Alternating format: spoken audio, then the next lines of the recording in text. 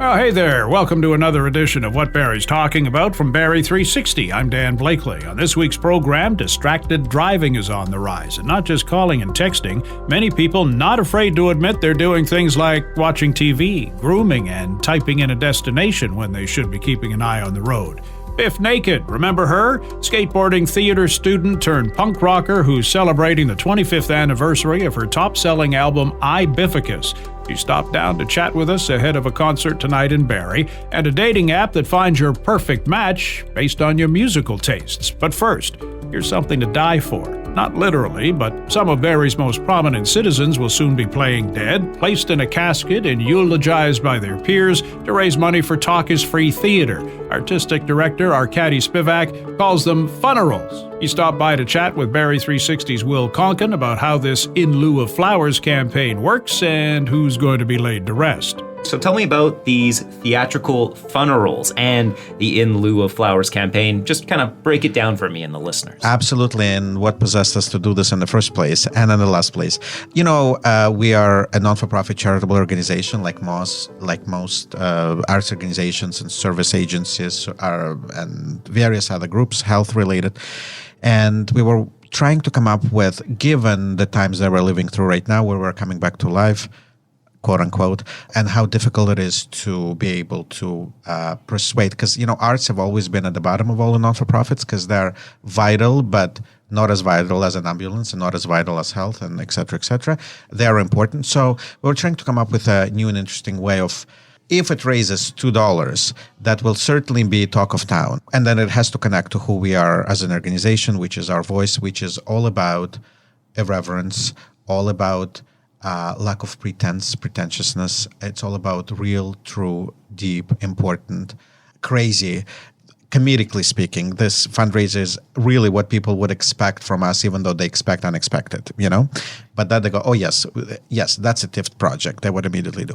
So what it's all about, we've asked 20 prominent people in the community in the city of Barrie and various friends from Mayor Alex Nadal to various community members like Janet Lougheed, William Moore, and John Gilroy, and Shelley Ann Skinner, a bunch of folks with notoriety to allow themselves to compete for the top 7 position from the 20th. And the top 7 positions will be really based on who gets the most pledges. So 7 top earners will each be given a fake funeral on our stage with full serious approach to it, such as laying in a casket for, I even learned what the difference between caskets and coffins in the process, because we have Stackley Gooderham, our title sponsor for it. I was given proper, I now know more about funeral business than I do about theater. At any rate, so 7 top, so each of the 7 people will be given a very uniquely tailored funeral, unlike the one that would be hosted next day for somebody else. We will collaborate with them to the best of their interest, ability. They will help identify who are the 3 or 4 folks who would like to, whom they would like to make a eulogy, what reception should be served, those kind of things. You know, and then I realize after this that a lot of people have been doing it already, because there is a thing called a living funeral. And it's not widely practiced, but it's not new in that you kind of want to know what people will say about you to hear it. And what's the point of them spilling the guts about how important they are in your life if you're not there to witness it and you've died thinking you're a complete nobody or meant nothing to nobody, you know, that kind of stuff. Is the public allowed to come? Absolutely. So voting closes August 10th. So anybody who would like to donate, we strongly encourage and recommend folks do that. And, you know, people can donate in terms of whom they don't want in a casket by voting for other people. And on the other hand, they would like to vote whom they would like to be in a casket just for fun. August 18th is when the funerals will be specific funerals for specific people will be announced, and they will take place from September 15th to the 22nd. And folks can actually look at who because it's updated daily every weekday. By 1 o'clock, we update our website about what the tally is. Oh, so you can see how you can see who is ahead of who. Yeah, who's and we expect, you know, it's already been quite generated a lot of excitement, a lot of support already. Thank you very much. But you know, we expect that the last 2 weeks will be really cutthroat, so to speak. The final little The final leg of the when it finally dawns on people that they may have to be in a casket, they need to either commit to it and raise more pledges, or they need to make sure their neighbor or their colleague or their co-participant ends up there instead. Do they go to your website or something to donate for that specific person that they want? Absolutely. And it actually all program. It'll say very specifically in lieu of flowers, Alex Nadal, in lieu of flowers, such and such. And we'll give tax. They're all tax eligible for tax receipts. I'm looking forward to funerals themselves, because there will be a lot of. Last time you spoke at my funeral, this was horrible. What you said, and somebody is actually overhearing this conversation without knowing a context. Those are the kind of stories one lives for. I assume there will be some giggles from the caskets. Well, this is one of my challenges, and I'm thinking, what am I going to do? Because I'm the worst. I cannot comedy is the all important thing. You're nobody next to it. If it's funny, particularly physical, there's nothing funnier than somebody falling for no reason, or I don't know what it's all about. It's some psychological thing, but it's really, really exciting. And I think, so I already had a couple of cases where people run into me on the street and say, I'm not talking to you because you never asked me to lay in a casket. People of importance, I can't even tell you who they are, extremely successful people. And so, those, and somebody overheard that conversation on the sidewalk and it stopped traffic, and I barely kept it together. This is the kind of, and this is what's important about it. Nothing unifies people than comedy. And it's almost a conspiracy against the world where somehow we get together and we pull off this absolute crazy, crazy, crazy thing. Well, thank you very much for chatting with us today about it. Really appreciate it. Thank you so much for having me. Sounds like a lot of fun. Viewings of the 20 souls taking part are at tift.ca, where you can also make a donation. Some more entertainment for you. She doesn't gush often, but our MJ did a little bit when she had the opportunity to talk with one of her music idols, Bif Naked, who was among Canada's top-selling artists from 1996 to 2016. She's celebrating an anniversary and is performing in Barrie tonight, actually, at the Rec Room. MJ caught up with her while walking her dog in the rain. It's an exciting anniversary coming up. It is 25 years since you released Ibificus. And can you believe it's been 25 years since that happened? No, I can't. Absolutely, I can't. It feels like 5. It's so quick, right? When you first were making this, it wasn't your first album, definitely, it wasn't your last. Did you know that you were creating something special with it? It was the first time I went into a big fancy studio. In my opinion, it was the Armory, this legendary studio in Vancouver. And we were working with a big fancy record label, Sony 550. And they sent us a producer named Glenn Rosenstein, who I hadn't met before. And all I knew was that he had worked with Samantha Fox. And so I was flipping out because, of course, we were all Samantha Fox fans. And Glenn became a lifelong friend, and he was so musical and so innovative. It was magic. Working with him, and his engineer was John Patoker, and it was just the most magical experience. It wasn't the first time you were touring, because you were touring before, but to go on that sort of grand stage, you did huge tours after that album came out, just with all its success. It was remarkable. I have to say, we toured that record in Europe, and to be on the big stages with bands like The Prodigy, and to go on tour with The Cult, and all of these types of bands, it was transformational for me. And it was unforgettable. Fast forward 25 years later, you're going to be bringing it back out again with your tour. What made you decide to sort of do this kind of like trip down memory lane? It was requested. I kept getting people who were kind of reminding us that it's been 25 years. And so many fans started sending, messages of their memories and what it meant to them when that record came out. There was a lot of really special moments that happened from the Ibificus record, like Lucky being featured on Buffy the Vampire Slayer, for example. and on Spaceman being a radio hit in Canada, Germany, and the UK. I mean, it was really a magical time. And I think from that point forward, I had a lot of freedom to make records with songs that I wanted to sing. And so it was, for me, it really catapulted me into a position of power as a woman in the music industry and as a female songwriter.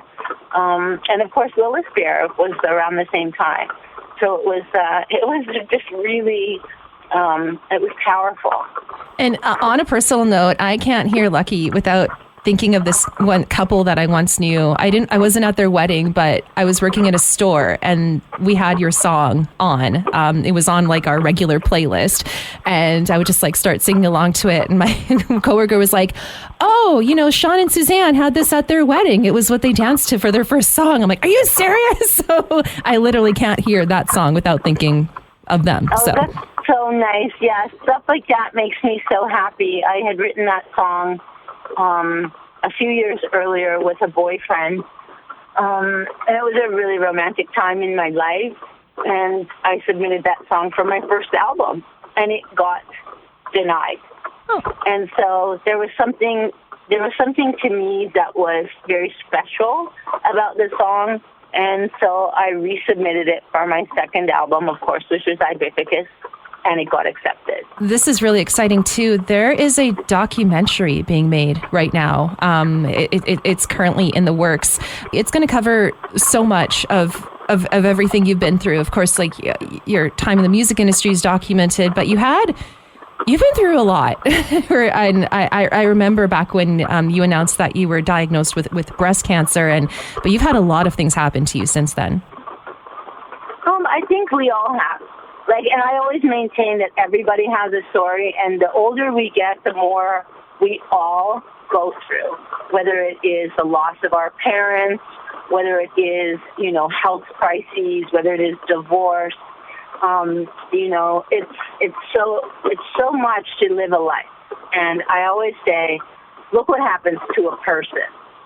Everybody goes through so much stuff. I think that it makes us all more relatable to one another.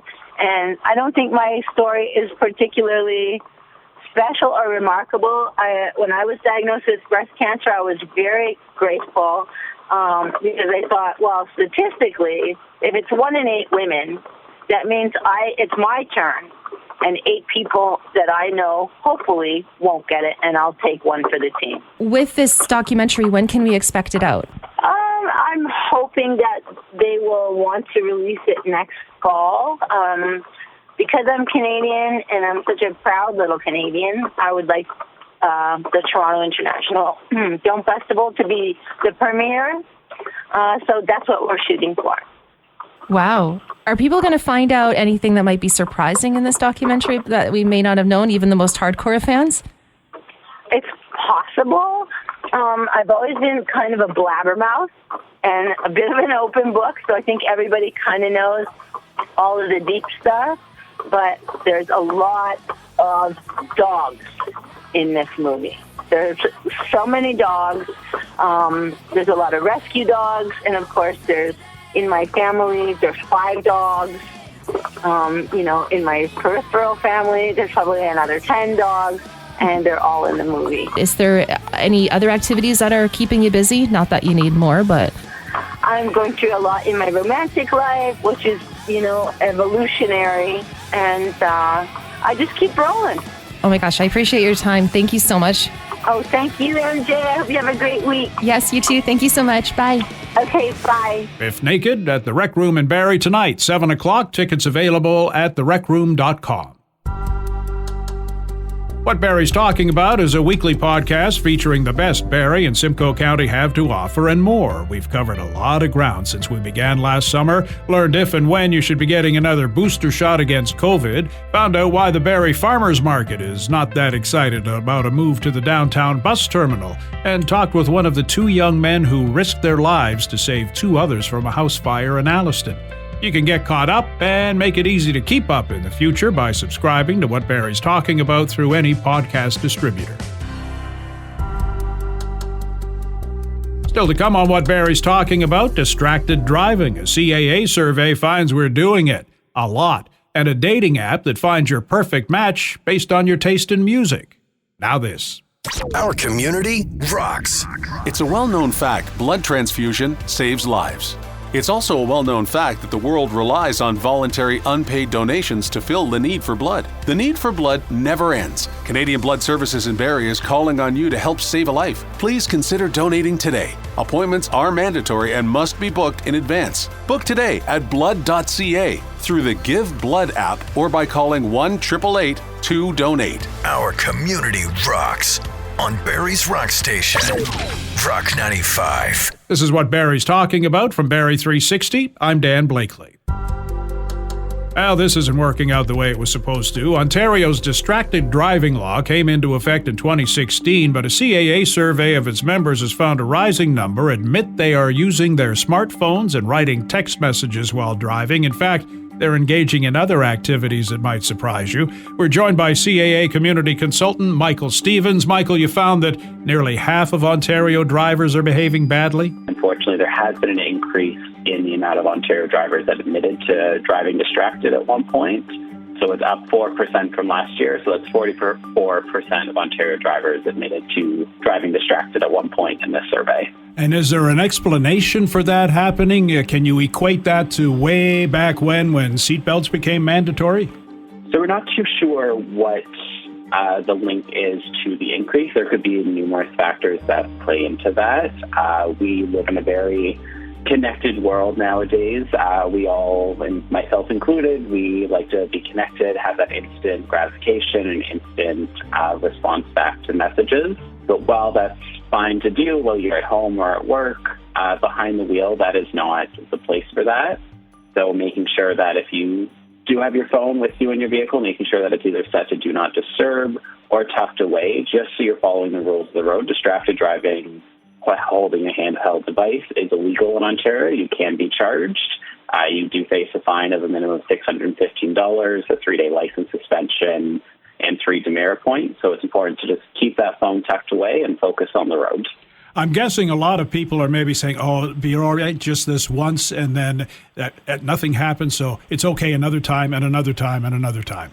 Unfortunately, that can happen. We hear that with impaired driving as well, that folks maybe have a bit too many, drive home, they take that risk, and perhaps they're not caught in that instance, and they think they can get away with it again, or they just have that, got away with it the one time, won't do it again. But unfortunately, that's too much of a risk. That text isn't worth risking the life of yourself, your passengers, or other drivers on the road. Driving is a privilege here in Ontario, and we do have rules of the road that we all need to follow as licensed drivers. Making sure that you are avoiding texting and driving, avoiding playing with your in-vehicle display too much, connected apps and console screens, just making sure that those are all set up before you drive can help keep yourself and others safe. My husband and I got a new vehicle about 2 years ago, and it had a fancy new console that our old car did not have, and taking a bit of time to familiarize yourself with that console before you get on the road is so important. There's a lot of notifications and features that our vehicles have, so take your time with that manual. Find a YouTube series on the car and having it explained to you, and determine what features you actually need on that display screen and what you actually want to use. And most importantly, if you are going out for a drive, if you are using it for GPS, set that up before you go. Set up any playlist before you hit the road. That way you're not distracted by those things while behind the wheel. Okay, we focused on smartphones and those new contraptions in cars. What other kinds of things did you find are distracting drivers? In the survey, so we had holding a mobile device was the most common form of distraction, but also things like grooming yourself. So whether that be fixing your hair, applying makeup. We've heard from people that sometimes they shave while driving, which is a bit concerning, or brushing their teeth while driving. Typing in a destination. So if you're traveling somewhere and maybe you need to make another stop, sometimes drivers are punching that in while they're driving, which is dangerous.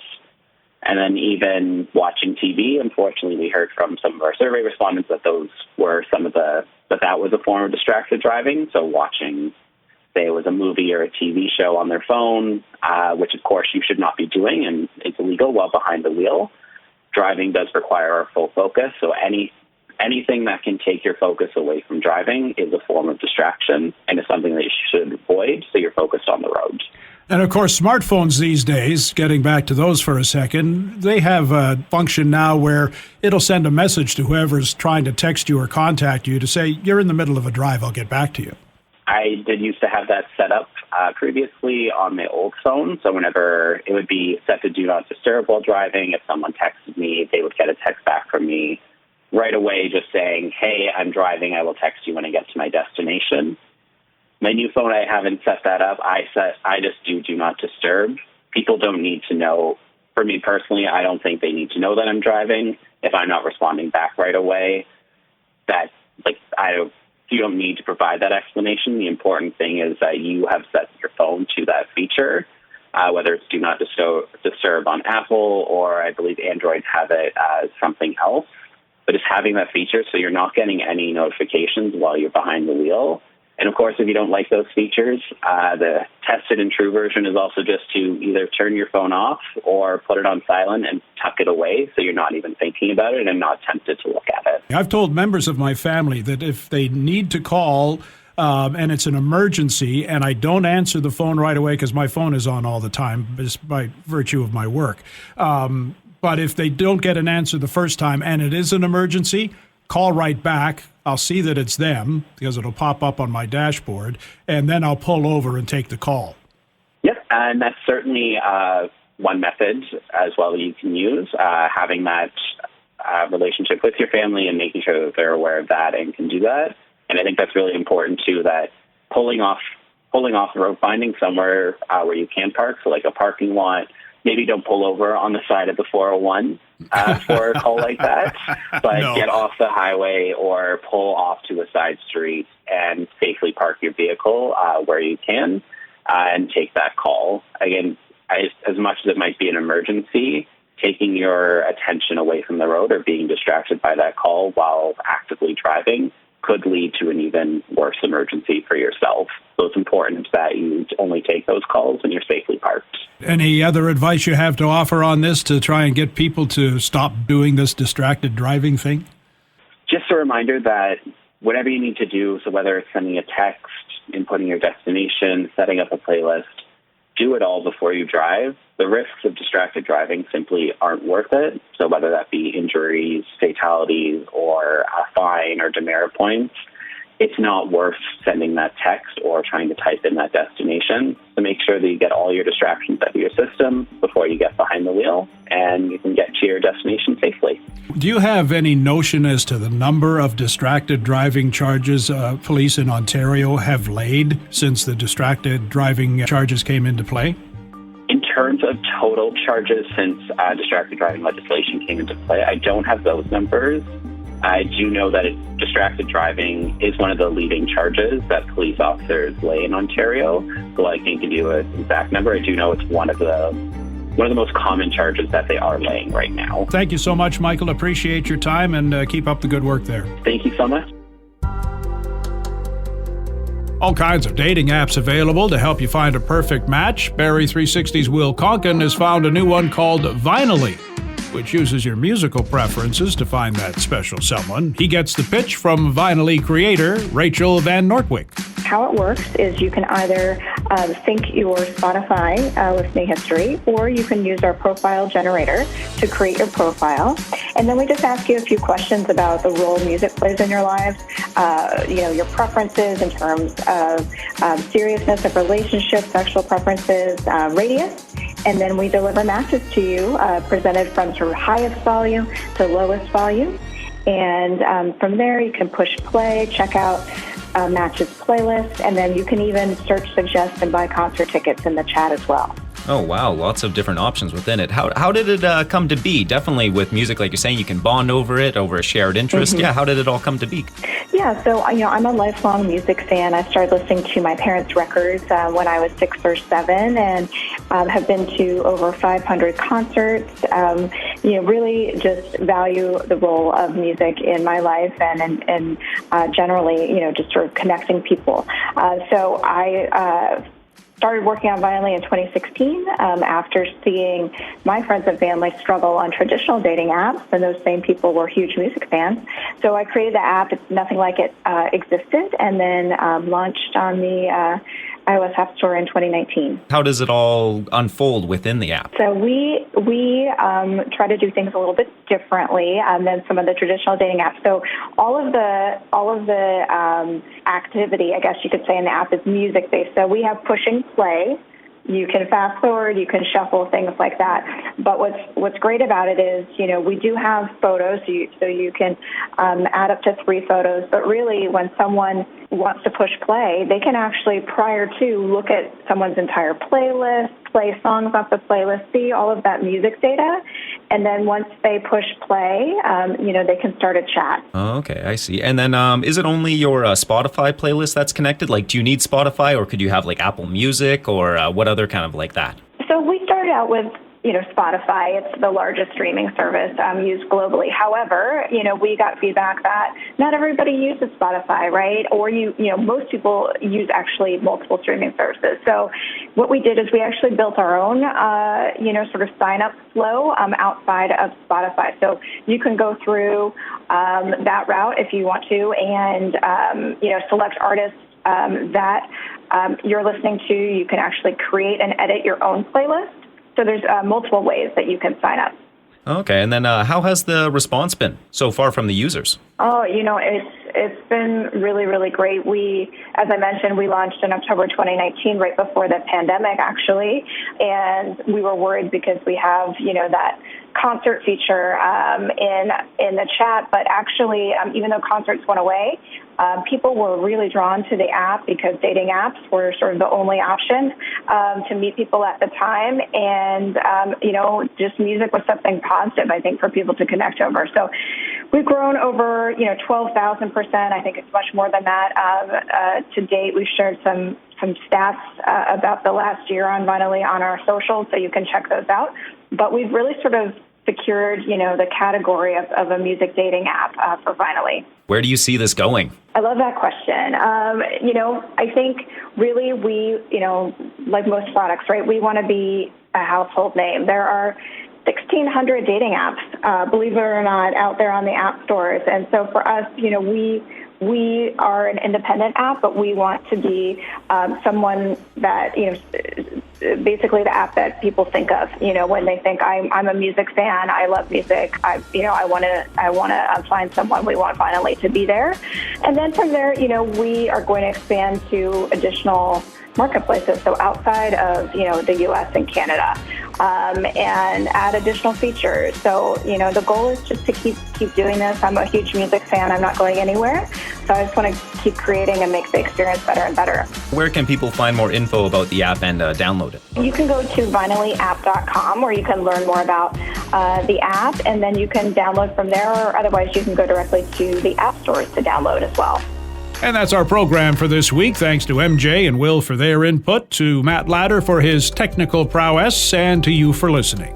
If you like what you've heard, please subscribe to What Barrie's Talking About, rate it, review it. You can also keep up with What Barrie's Talking About on Facebook and Twitter at Barrie360, on our website, Barrie360.com, and on our daily Kickstart podcast available from any streaming service and on our website.